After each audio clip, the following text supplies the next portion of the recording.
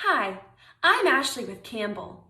Thanks for investing your time to help your community be a great place to live. Before you watch the video, make sure to click the subscribe button so that we can help you make educated decisions as a board member. Thank you, Ashley, and hello, everyone. Thanks for joining us today to learn a little bit more about electric vehicle charging in condominiums in Florida. So my name is Dan Tiernan. I'm the Chief Operating Officer for Campbell and one of the 5 owners of the company. I'm joined today by Pere Francino, the CEO and founder of CityVitae. CityVitae provides EV charging stations and services for condos, apartments, and other businesses, and they're based right here out of Miami. So what we're going to cover today, a wide variety of things, just like we put in the agenda. We're going to talk with you a little bit about the EVs in general and the market, talk about what it takes to actually charge your car if you're not familiar with that. Pere will kind of describe the difference between individual and common parking stations. We're going to add some things that we haven't talked about in the past in case you've come to this in the past years. We're going to talk about some of the things that are newer this year and some of the things that are going to be coming in the near future as it relates to EV charging. Pere is going to give us some examples of the different costs of installations and different options you have available. We'll talk a little bit about making sure you understand from a legal standpoint what owners' rights are and condominium rights are regarding EV charging stations and ports. And then we'll kind of summarize it all up and answer any questions we may not have covered. And then we'll try to answer some Q&A as we go along. Or at the end, if we have some time, we'll take more questions. So if somebody doesn't own an electric vehicle, they may not even notice electric vehicles driving around. From the outside, they don't really look that much different. As an example here, there's 8 different EV cars from 8 different companies. And other than the Tesla, it's not really clear to people that these are all EVs. So the market for EVs is absolutely growing, as is the need for charging stations at condominium complexes. You just might not notice it yet because of the way these cars they just look like regular cars. This is why over 650 people registered for this webinar today and why so many people want to learn about it. So, Pere, why don't you tell us about the growth in the electric vehicle market and EV charging in general?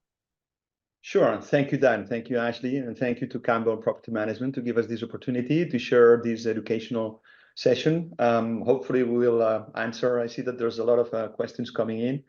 The challenge today is to answer most of those questions about tariff, about commercial models, about installation, about prices, about the legal aspect. So let's get started. So one very important message is that the market is potentially huge. This country is selling about 15 million cars every year, gas cars, right? So in the chart here, you can see what is the blue, what's the percentage of those cars that are electric. And what we see is that we are heading towards 30% of the sales being electric, not before 2030.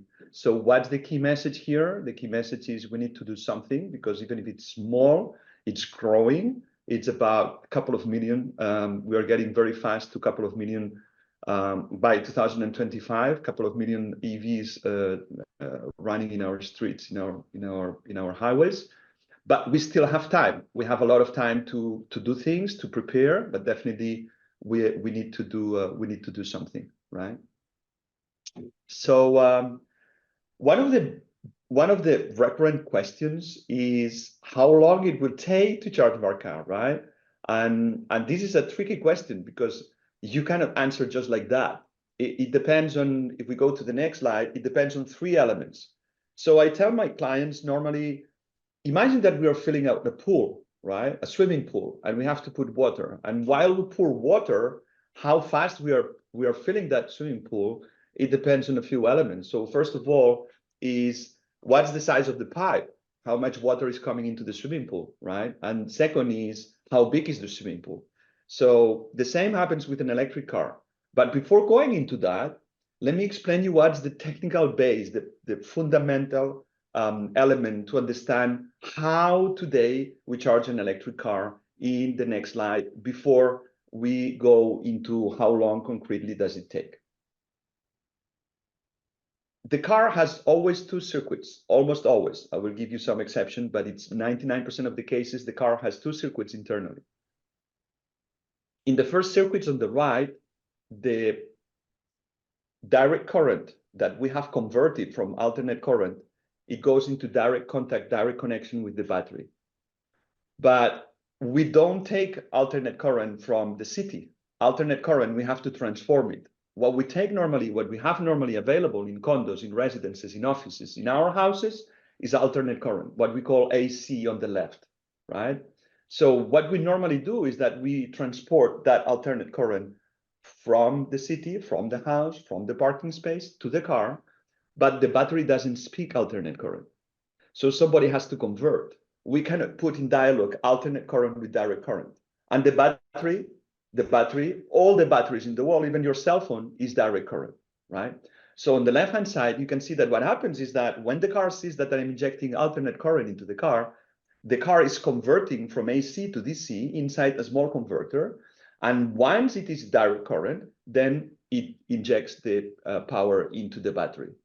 Advantage of the model on the left, it's affordable because what we're doing is just moving electricity from point A to point B, right? That's what it's called level 2. In some cases, it's called also level 1, but let's put a package and let's call it level 2. The level 1 is exactly the same as the level 2, but without the communication power. It doesn't communicate. So the level 2, some people think level 2 is less power or more power. Level 2 is not less power or more power, it's alternate current, and level 3 is direct current, okay? So going a little bit into your question of how long does it take to charge a car, the level 3 has a capacity of charging much faster because we have no interference between us and the battery. But obviously, the disadvantage is that because we have an onboard converter inside the charging station, that's what we call the fast chargers, they are more expensive, they are less affordable, starting at $20,000 approximately, whereas a level 2 with communication capacity, it can go around $3,000. And a level 1 that doesn't have any communication capacity that you put in your car, in your house, in your residence, it's about around $1,000. So there we can go to the question: how long does it take to charge a car? Approximately I mean, a ballpark figure, level 3 takes about 2 hours, but it can go as fast as 20 minutes, 10 minutes, starting on about $20,000 and going up to $70,000 or $80,000, $90,000. Don't think that level 3 is only for those who have a lot of money or who want to give a big amenity. We put a lot of level 3s when there is no parking spaces. Some people who has 30, 40 cars and they have only 1 or 2 parking spaces, the only solution they have is to turn around faster. So then we have to put a level 3, right? On the other hand, the level 1 or level 2 starts about 4 to 5 hours, 6 hours, depends on the size of the battery, as I was saying before, and depending also on whether it is a level 2 of 48 amps or a level 2 of 32 amps. So that would answer the first big question that everybody has, which is how long does it take and what is the difference between level 1, level 2, and level 3? Let's Pere, go I didn't warn you that I was going to ask you this question, but I all of a sudden I'm realizing I want to ask you this question. You have an electric vehicle, right? What do you drive? Yeah, a Tesla. A Tesla, right? And you live in a condo. So right. What's your situation personally like? Do you have a charging station there? Do you charge it outside, or how do you do it with your car? So I charge it outside, but the condo is in the process of installing an EV charging station. And the reason why they haven't done it yet is because it's a big condo. By the way, it's a condo beautifully managed by Campbell Property Management.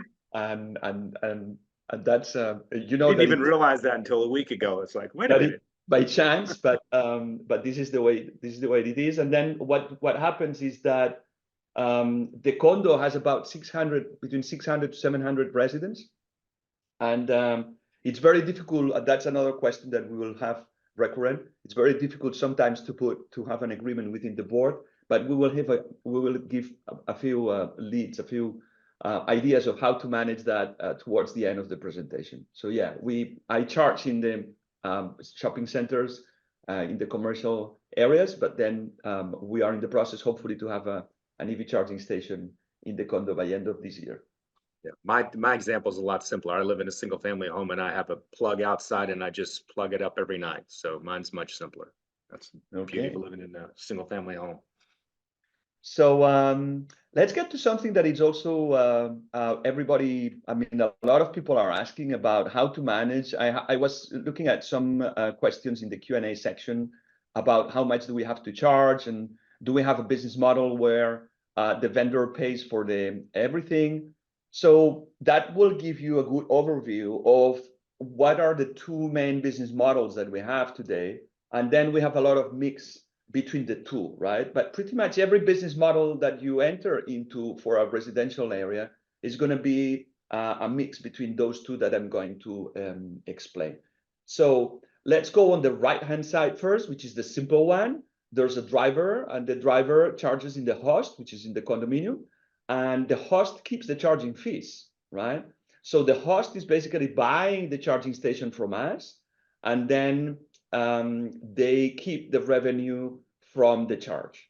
What we are doing is basically selling the charging station and providing the residents all the means so that they can handle all the transaction without any hassle and without any involvement, almost any involvement of the property management team, right? On the left-hand side, when some people say, well, we don't want to have any capital expenditure, and what we want to do is to make it simple financially, we don't want to spend anything.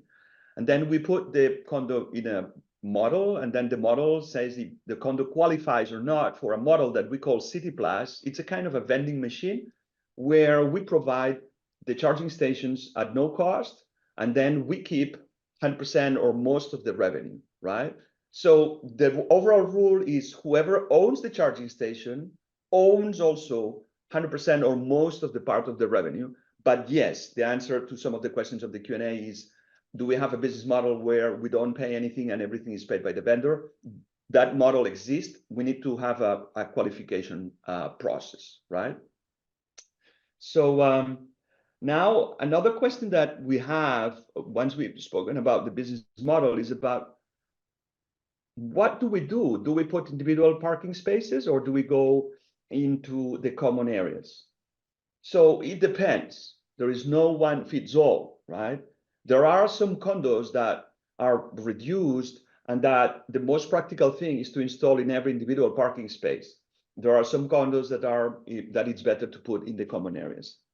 The overall rule is that the way electricity works, when you install an outlet in your residence, even if the outlet is very little, that is consuming just for the cell phone, that is not consuming a lot, you need to put a breaker associated to that outlet. And that breaker, it's a capacity that is deducted from your panel, from your breaker panel, and in this case, from the overall capacity of the building. So one single breaker that you put in an individual parking space of 50 to 60 amp, it means that you are losing the capacity to handle about 20 to 30 cars of electric cars in the common area. I'm going to repeat that.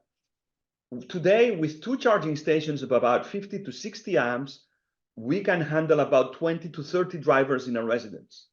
And people say, how can you do that? Well, because when you charge, you're charging for 250 miles. I'm not going to see you again within 7 to 10 days, right? So that's the reason why in about two charging stations, 250 or 60 amp breakers, we can handle that much of EV drivers. Imagine that you have two drivers that want to install in their individual parking space.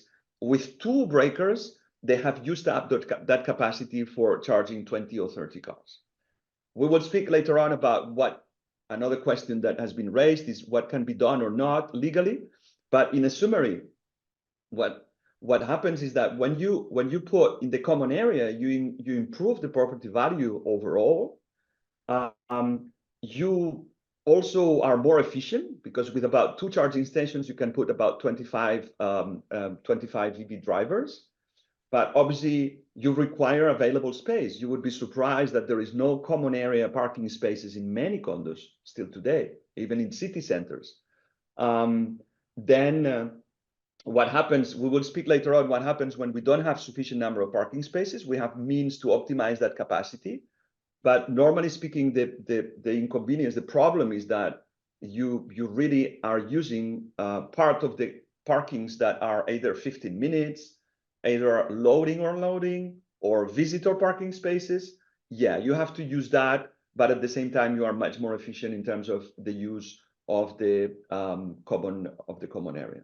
So for the individual parking space, it's very good to manage the supply of the chargers. Each person pays individually. It's a peace of mind because then there is no third party. It's only the individual and the electricity company. The problem with individual parking space is that, as we will see a little bit later on, the law gives you the right to install in your own parking spaces. Let it be these a deeded or assigned parking spot. However, you have to meter and you have to pay all the expenses, and you don't have to have, you need not to have a big impact on the overall property, on the overall installation infrastructure of the condo. So the difficulty is that it's normally very expensive. It's more expensive than in a common area. We're talking that, just as a ballpark, as a reference, a condominium of 5 floors of parking spaces with about 350 units.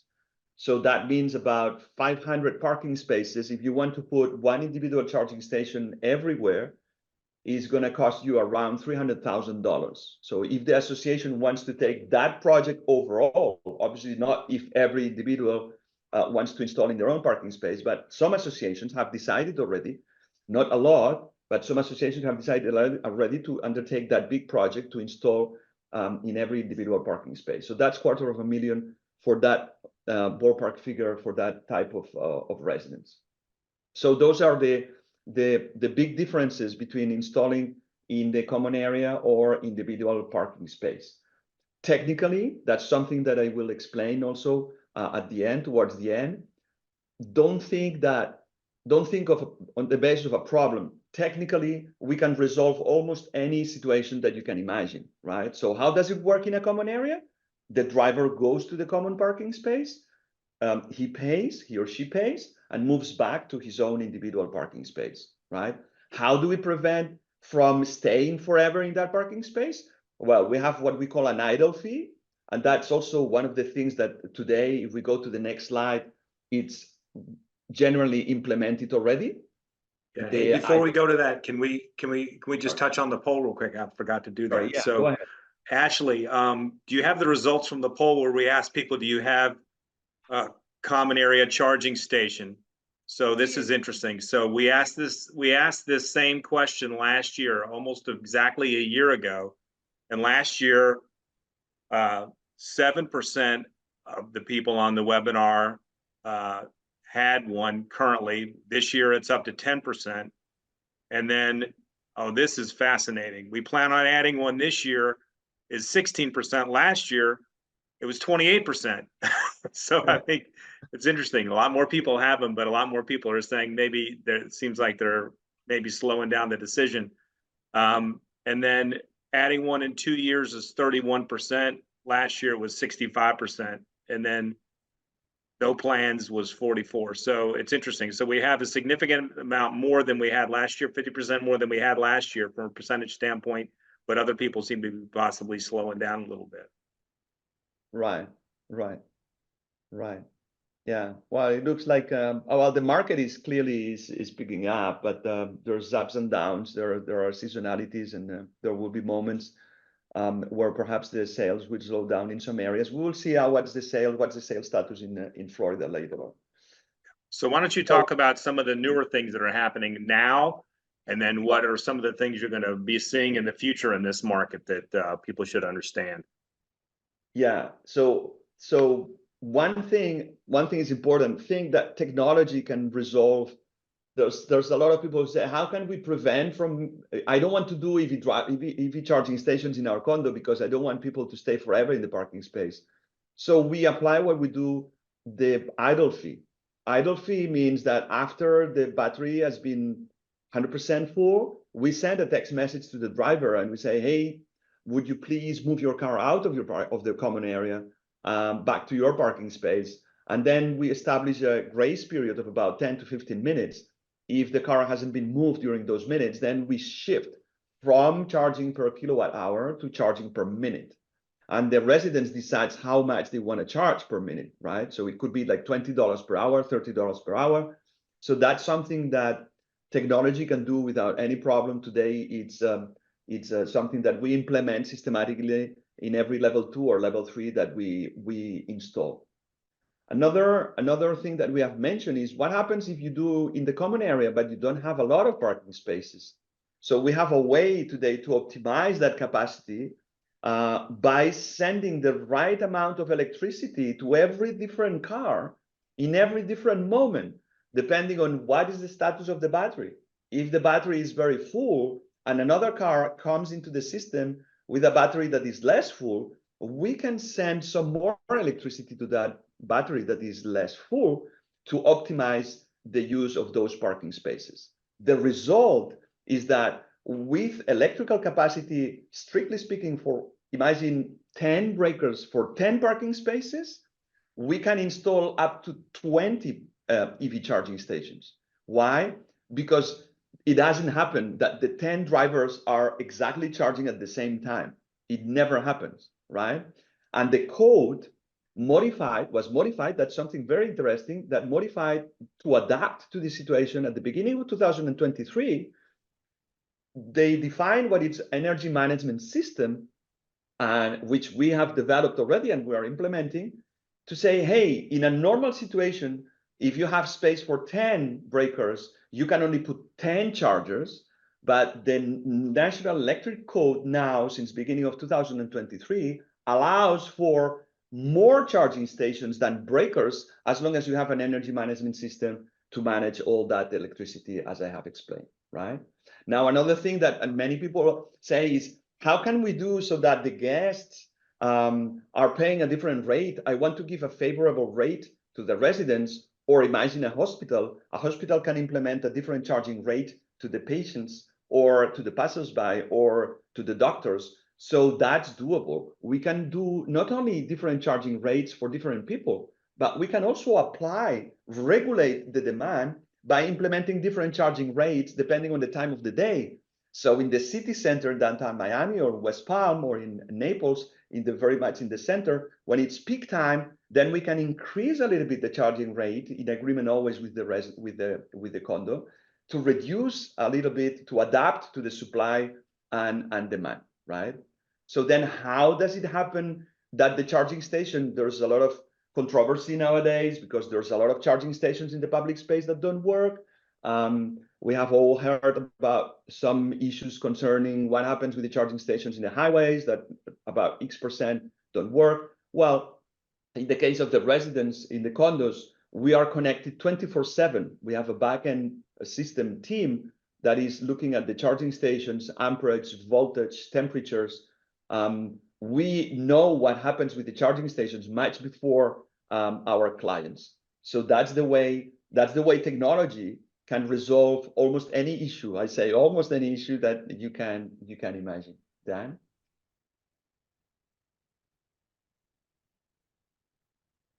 Yeah, and so I wanted to update with something that is during the first editions of this webinar, we hardly ever spoke about this because it was kind of too much of a future, but this is happening and it's going to be here in less than a couple of years.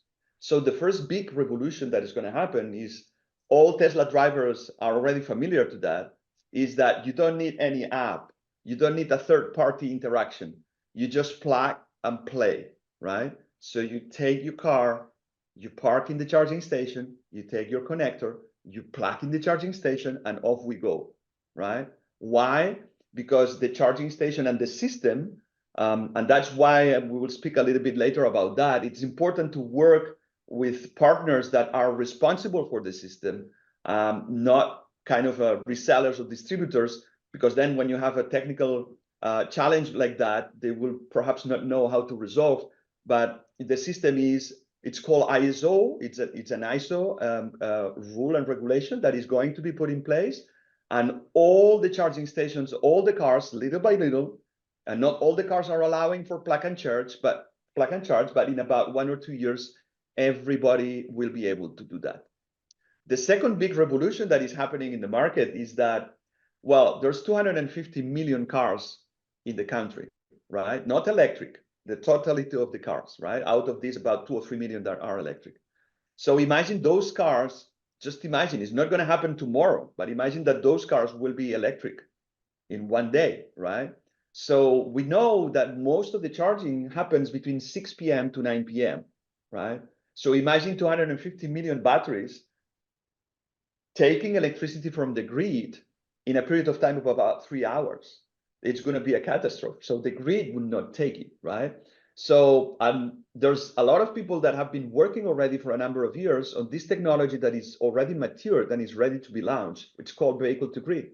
What happens is that your car is not only a battery that will feed your car to drive from point A to point B, but it's also a source of energy. When you arrive at home, you will connect into your charging station and you will have a switch. And this switch will tell you what is the price of the electricity that the utility is going to pay you if you give them electricity at that moment. So instead of taking electricity from the grid will tell you a premium, will give you a premium if you inject electricity into the grid. So you will switch, either you charge your car or you feed your house. And with a battery of 60 kilowatt, you could live for about 3 or 4 days, the whole family, a family of 4, right? So that's something that's going to take a little bit more, perhaps 1 year and a half. Probably it's going to be between 1 year and a half to 2 years. The car has to be ready. Our technology is ready. And then the grid finally is going to take this 1 year, 1 year and a half to be ready. And the last big revolution, where perhaps this country is a little bit more falling behind, but it will catch up, is in the interoperability. We all know the hassle, perhaps Tesla drivers less, but still Tesla drivers as well. We need to have like a number of apps. We need to have the app from this one, the app from the other one, and those apps, they don't speak to each other. So your telephone looks like a 6 or 7 or 8 apps, and then you have to know at every charging station what is the tariff and what is the rule and regulation for that particular network. Well, in Europe and also in Asia, there is an umbrella system where all of us, all the operators, are having a tariff exchange in the background. So when you coming from another network charging our network, we have already in the background agreed on what is going to be the tariff exchange between the two companies in such a way that you only need to be registered with one company, the one that you want, right? So those are the 3 big things that are going to happen faster than what we think. And I'm pretty sure that in the next edition, we will be able to give you already some implementations in the real world of those 3 technologies, right, Dan? Yep. So something we wanted also to give is an overview of the market situation in Florida. So what we see clearly, so in gray is the level 1 charging stations, level 2 are in blue, and level 3 are in red. Well, no surprising. The area of Orlando, Broward, Dade, and West Palm, and the Triangle, St. Pete, Tampa, and Clearwater are the areas where there is the highest number of charging stations, where the adoption is also higher. But it's not only there. If we zoom in then in the next slide and we take a little bit of a closer look, we start to see that the density of the network it starts to be impressive, right? It's very difficult today that you can drive more than like 10 miles without having a charging station handy, right? And again, we see the concentration in Broward, Dade, and West Palm. And finally, if we do a zoom in the 3rd slide, in this area of the center of Miami, we see again Miami Beach. Every area is, especially on the east, is very well served with different options for charging stations. This source of data is alternative fuels data center from the US Department of Energy. I really recommend you, if you are an EV charger, EV driver fan, to log into that page. It's very, very good. It's not always the latest update because it takes time, because they take all the data, but it's really a very rich source of information. So all these market situation in Florida, how do we transform that in a number? Easy. On the right-hand side, the numbers on 2023, it's over 250,000 vehicles already in Florida. It's not a closed number. They haven't closed the counting until the end of April. And in terms of charging stations, we have about close to 4,000 stations, and every station is about 2.5 ports in general on average. So which puts us in about 10,000 ports across the state, right? Now, some people will say, well, that's Miami, it's Dade, West Palm, Broward. Well, no, look at what we found. When we look at the data by county, looks like some areas like Naples, a little bit more towards the north of Naples, Sarasota, those areas that don't have a lot of charging stations, they have a lot of concentration of vehicle miles traveled, right? So what is my message here? Well, look at Orlando, right? Orlando has a lot of charging stations, but it has perhaps less vehicle miles traveled than Jacksonville, or the south of Jacksonville. So my message here is to say, hey, this is being generalized, right? There are charging stations everywhere. The density of charging stations is growing, but people are driving even in areas, people adopt EVs, even in areas where there is no so much charging stations, right? So we have answered a lot of questions, but I always tell my clients, the most difficult part of a project in a condominium is going to be that 10% of the population who is getting there, the EV driving population, has to convince 90% of the population of the board that they need a charging station. And this is not easy, right? So that's the first point. And this is kind of a soft skill. We need to talk together. We need to try to understand and to respect that each of the two positions is fine. Otherwise, it's going to be a permanent discussion about, well, I don't pay for the gas. Why I should pay for the electricity? Well, I mean, a lot of people don't use swimming pools, but the association pays for the swimming pool, right? So there's always a tricky situation here about how to handle this 10%, 90%. In my experience, the condos that adopt faster are the condos that speak to each other and try to understand and to listen to each other rather than trying to impose a solution to each other. The second part of the story, which is also difficult, is the cost of the installation. We have spoken about the price of the charging station. The level 2 charging station is $3,000, could be $2,500 up to $3,500. If it goes above $3,500, means something strange. If it goes below $2,500, means we are not selling the same thing, right? And that is a price that is affordable, I would say, compared to what is going to be the installation, right? The most important thing, the key point technically to succeed with an EV charging project is to choose a parking space that is not far away from the electrical room. That's the key point, right? Why? Well, let me take you to some examples of what is the cost compared to what I told. Remember, I told you about the $3,000 for the charging station. So this is a pretty simple installation with two level 2s, average power 40 amps, it's not even a 60 amp, a conduit of 100 feet, including permits and engineering. So this goes up to $12,000. There is a little bit of hassle here because we have a connection to an FPL transformer. So in this case, the panel didn't have, in the parking spaces, it was the worst case scenario because they didn't have electrical room. But we had an FPL transformer, we have a utility transformer, and we hooked into that FPL transformer to create a new service, right? So that's the beauty about this project. That's the interesting part. If it hadn't been the connection of the FPL probably would have gone down about $3,000 or $4,000. Let's go to the next one. So the next one is about, yeah, this one is a little bit more tricky because that's 2 level 3s. The one that you see in the front, it's a fast charger.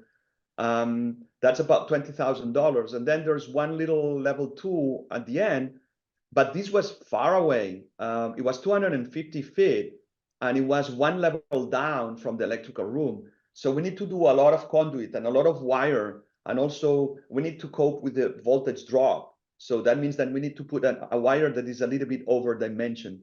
So that, including permits and engineering, is about $17,000. And if we go to the next one, this is a very, very Hey, simple. Pere, some people are asking about the cost of wiring, and I just want to point out that's exactly why you have this in here, because that can be exorbitant. So I just want to make sure everyone understood that. And a lot of people are asking how much does this cost and who pays for this and who pays for that. Listen, and unfortunately, I mean, it is what it is there's a lot of flexibility in this. A lot of this we've had some condos that have said, we want to look at this as an amenity. We're going to use the condominium money, put an electric vehicle charging station out. We're going to pay for that. And then the owners are going to pay for the electricity as they use it. And then others have done all kinds of different stuff. I mean, it just all depends. And so there's really, there isn't a straight answer to that. And that's why he's going through all these examples, because everyone's a little bit different. Right. And Dan, one challenging thing about this webinar is to concentrate a lot of information in just 45 minutes if we allocate for that Q&A. But I can tell you that in these examples of installation, we are putting a level 3. We are giving you a clue on a level 2, different levels in a parking garage. We are giving you examples of outdoors, connection to an FPL. If you mix and match, you could get a good estimate of what's going to be in your charging, in your installation, in your condo. So to be honest, when I ask like 4 or 5 questions over the phone, I can answer with a very low error, about 5 or 6% or less than 10%, how much is going to be the installation. That's why we dedicate some time here to give you those informations so that you can get also an estimate for what's going to happen in your condo. This what we see here in the picture, it has all the advantages. This is interesting because a lot of people also say, can we put it in a pedestal or against the wall? Well, it depends.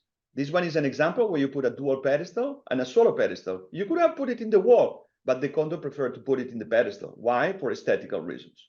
But you could also put it in the wall. But the beauty of this one is that this is the most simple thing you can have. It's on the same level from the electrical room. It's a level 2. It's indoors. You don't have to do trenching. You don't have to do asphalt. And it's below $10,000 for 3 charging stations, right? So if we go to the next one, there's a couple of installations still. Yeah, this one is a very long run. It's almost 200 feet of conduit. It's 2 levels down. So that means that we need to drill down 2 floors. It's not a big hole, but we need to do that. And when we drill down, we need to do an X-ray. We cannot just drill down. Otherwise, if we put if we break a tension cord, it would be a catastrophe. So before drilling down the slab, we do X-ray. So we had to do twice that because the electrical room is 2 levels up, and then a very long run, 575 feet, permits and engineering, and it's a level 3. It's a 480 volt service, right? So everything goes a little bit against. Here is a little bit what I call the highest point, below 300 feet, right? Now, if you go above 300 feet of conduit or 250, then it gets more towards $25,000, right? And the last one is very similar to the one before, where we said $9,000, but instead of being indoors, if you go to the next one, instead of being indoors, is outdoors. You see how it increases a little bit just because it's outdoors. Why? Because we have to do some trenching. This is simple also. It's a level 2, it's a short run. But remember the other one that was 3 units, 9,700. This one is a little bit higher. Why? Because we have to do outdoors. We have always some more work mechanically to do the installation. right? So I hope this is good for you. Again, the intention is that you guys can make a good estimate before you take that topic with the board. And believe me, what you have here is something that will give you a capacity to make a good estimation of what is the installation. Dan? So why don't you cover this? This is really not, this was recent last year, but it's not really recent anymore. But it's just, want to just explain kind of this, who's responsible for this and who and how this works. Right. So we are not lawyers, and we are happy to be engineers, right? But yeah, but the law is very clear. There's no way you can prevent an individual driver from installing in their own parking space, let it be deeded or assigned. But the law is also clear that they have to meter and they have to pay all the expenses, and they don't have to change or transform the common area in a way that it reduces the, I don't know exactly what word they use, but they have to keep the common area in the same situation. They don't have to, they cannot reduce the value. But it's clear that meter and they have to pay all the expenses, and there is no way you can prevent that, did it or assign, right? So that means obviously they have to do permits. I was visiting a condo yesterday in Fort Lauderdale, and they decided, the association, the new board came in and they decided to lock the outlet because it wasn't done with permits. So the individual had installed, they did it with a certified electrician, but they didn't do permits, and the board decided to lock and to close the outlet until the individual was doing a permit. So the law is very clear, and it doesn't give a lot of space for interpretation, right? They can do, an individual driver can do whatever they want as long as they pay and they meter and they do permits, right? So let's take a couple of slides until we start the Q&A. I think we are good on timing. What will be my summary, Dan? I think that think big, but don't panic. A lot of people, I would say more than half of the times during the first conversation with a client, I end up saying, you don't need as many charging stations as you think that you do, right? Not even now, not in the future. A lot of times I say, with 2 charging stations, you will not call me back before 3 years, right? Remember, when you charge the car, you drive for 250, 300 miles, and you don't drive that distance more than 10, 15 miles, especially in the southeast of the state, right? So with that in mind, we can handle, with some charging stations, we can handle a lot, and we can resolve that also for the future. So don't panic. Don't start putting charging stations. Not because there's going to be a technical change, but because I've seen people who insist in putting more charging stations. They are just raising cobwebs. They are not good for nothing, right? So just do whatever you feel, whatever you think, or whatever you are told by an expert that this is what you require. And also think about growth, right? Now, one of our targets here, and I think that's the reason why this webinar is being so successful, if I may say, is that that we selling chargers is, I say, it's our byproduct, right? But what we do most of the time is to educate, is to define the system. Do you need level 2? Do you need level 3? Do you need 50 amps? Do you need 60 amps? Where do we put them? What rate? What is the best rate? Well, it's 45 cents is the average rate in the country for a non-Tesla a charging station, right? But you can put it a little bit higher, a little bit lower. You have the power to reduce or to increase the demand with that rate. People are very sensitive to that rate, right? But all that requires to work as much as you can. Choose someone who is not just selling you a charging station, because the machine itself is the least important part of the story, right? As we said, take action for the short term, but also think about the future. What we do a lot of times is that we dimension the system for 2 charging stations. It's good for 3 years or 4 years or 2 years, but we put a bigger conduit. Why? Because the biggest part of the installation is running the conduit. pulling the wires on the same conduit. It's just pulling more wires under a conduit that already exists, right? And the last one advice is don't think that you're going to be in trouble, because you will not. Technology has designed, we have been working for years in designing all sort of solutions that will make things very easy for you. How do you manage? How often are we paid? Well, we are paid as often as you want, right? So we collect the money. Our standard way of proceeding is that every time that your balance is up to $500, we send you a check. But we have condos that they prefer to receive the money every $100, right? It's just to reduce the administration cost. Don't think that there are problems, because technology is here to solve us in resolving most of them, right?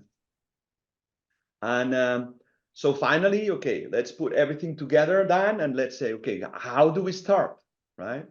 So there's 4 important questions that you need to decide before taking that project of EV charging in your residence. The first one is, what do you want to do with the revenue? And that's an important question, because it will give you also, what is the interest? What is the true objective? Do you want to increase the value of the property? Do you want just to get an additional source of revenue? Do you want to give a service? What do you want to do? Because that's going to define what type of system you will have, right?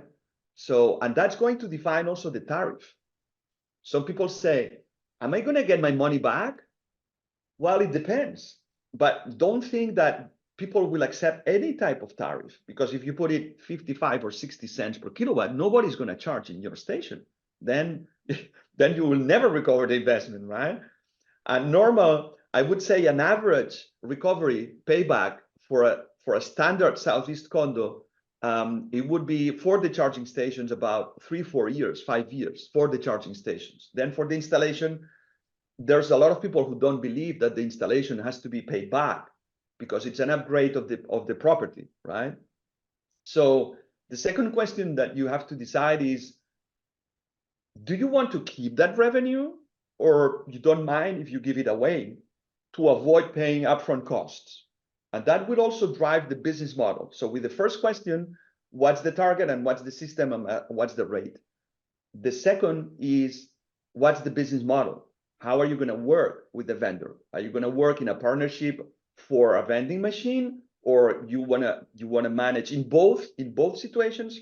The system is going to be managed by us, so you don't have to use people neither for a vending machine nor for a purchasing, right? We have the platform and everything is managed under that platform. The other key parameter is how many EV drivers you have and how much seasonal is your condo, right? And the last one is, find a number of parking spaces as close as possible to an electrical room. Dan?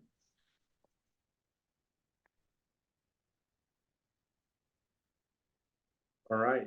So I think we've covered a lot of stuff today, and I've been answering a lot of the questions that as we've been going along as best I could, but there were some that I didn't necessarily have the answers for. So why don't we, oh yeah, and there's also going to be a poll. Ashley's popping the poll up here. So if you can answer that, just give us some feedback, that would be great.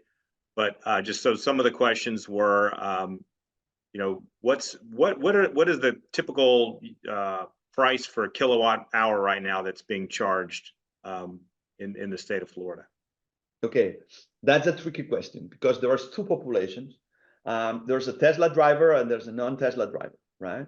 Tesla has a business model where it's cross-subsidizing the EV charging infrastructure with the price of the car. Every time you buy a Tesla car, you are paying a little bit of the charging infrastructure. Why they do that? Because that gives them the opportunity to charge less for the electricity. In many charging stations, Tesla is not getting money from electricity, right? They are losing money on electricity, but they are looking at both business models together, all right? Now, having said that, the average in the country for a non-Tesla charging station is 45 cents per kilowatt, 45. How much does Tesla charge? Tesla has another tricky thing that we also have in CityVitae, that we can charge different rates depending on the time of the day, depending on the driver, depending on the car, depending on many things. So we have an extremely rich tariffication system, and Tesla is using that also, and they can charge different rates. We have examples of Tesla charging 65 cents. We also have some 65 centers.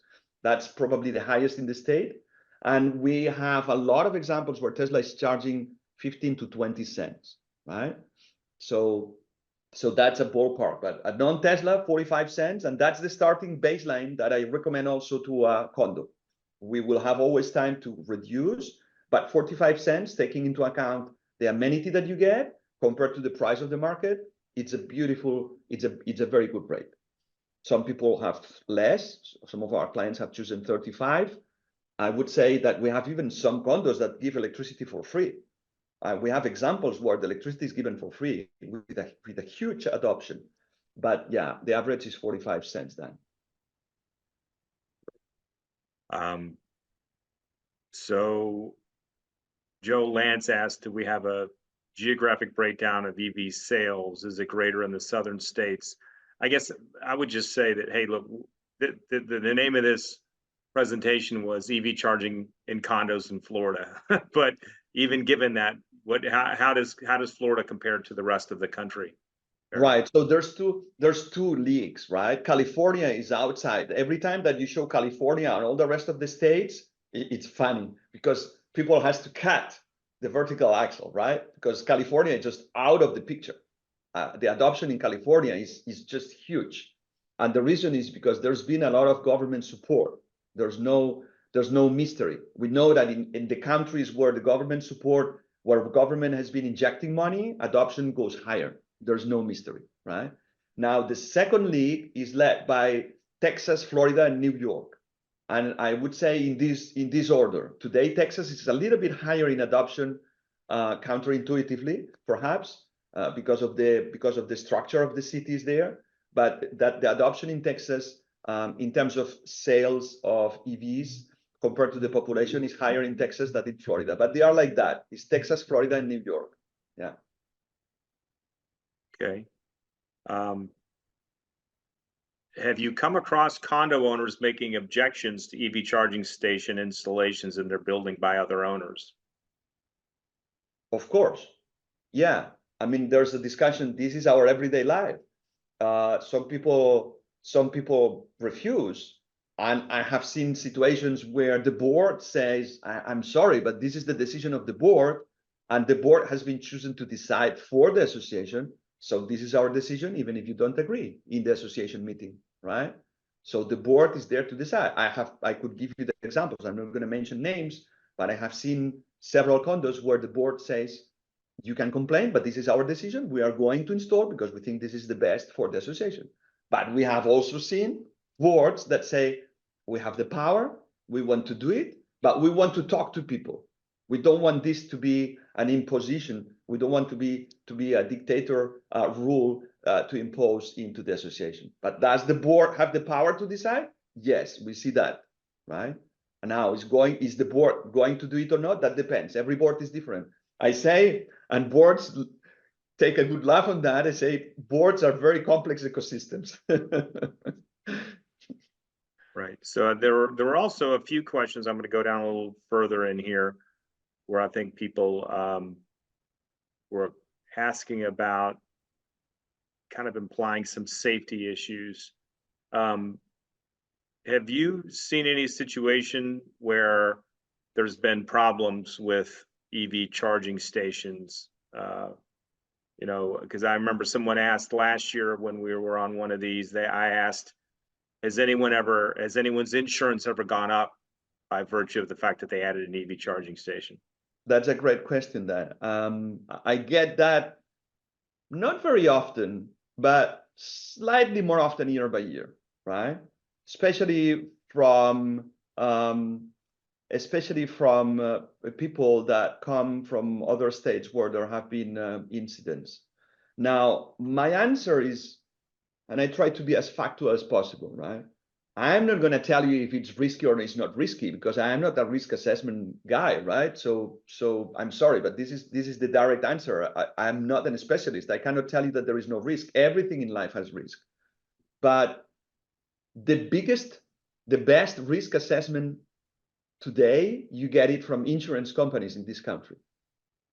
When insurance goes up, means that the risk is going up, right?